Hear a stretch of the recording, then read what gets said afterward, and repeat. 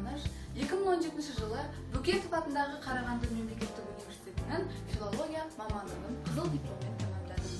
Сол жылы Абай атындағы Қарағанды облыстық балалар кітапханасына оқу залының кітапханашысы ретінде жұмысқа орналастым. 2018 жылы тұрмысқа шығуыма байланысты Абай қаласына көшіп келдім. Бұл қаланы бірден жақсы көріп кеттім. Қаламен танысуым кітапханадан басталды.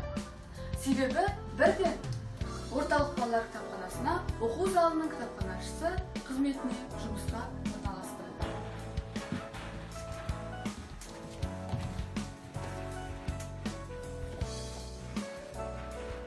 Көптеген адамдар кітапхана жұмысын іш пыстыратын, қызықсыз жұмыс деп өте қатты қателеседі. Кітапханада жұмыс істеу бұл бірден-бір тұнық тұрған мереке. Біз себебі режиссер, тележүргізуші, жүргізуші, тіпті әртіс бола аламыз. Кез келген мамандық иесі бұлай мақтана алмайды. Қазіргі заманауи кітапхана бұл жай ғана кітап қоймасы емес, қарым-қатынас, бос уақытты дұрыс өткізу орны. Біз кітапханашылар оқырмандардың бізге қайта-қайта келуі үшін түрлі іс-шаралар ұйымдастырамыз. Мен әрқашанда өзімді оқырмандардың орнына қоямын. Және де оқырмандарға қызықты атмосфера сыйлауға тырысамын. Қазіргі заманауи кітапханашы мамандығы жан-жақтылықты қажет етеді.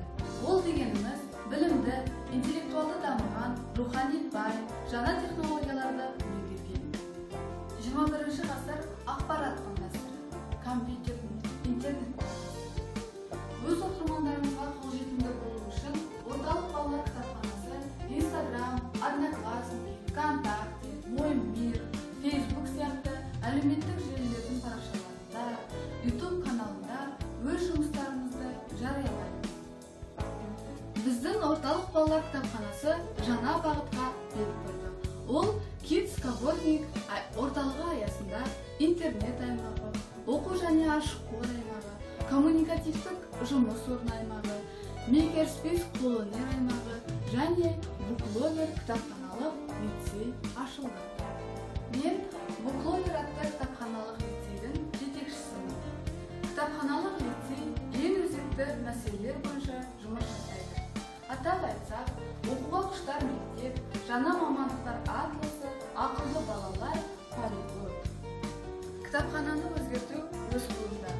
Ол үшін мен кітапханашы ретінде заманға сай өзгеру керек. Желдің бағытын өзгерте алмасаң да, мақсатына жету үшін кеменің желкенін көтере аласың.